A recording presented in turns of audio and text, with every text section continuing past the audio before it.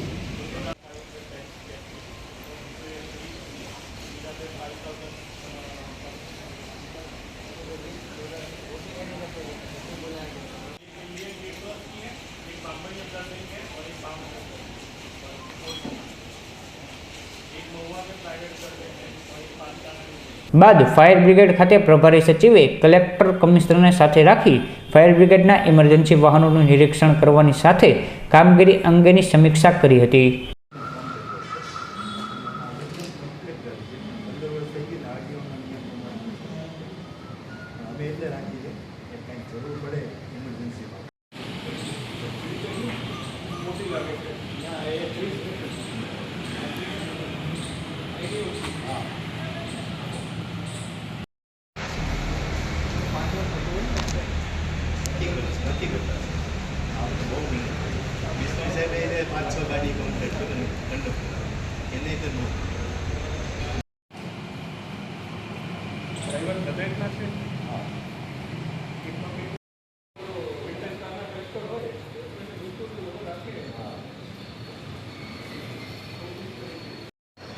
हाँ कवरेज तो करवा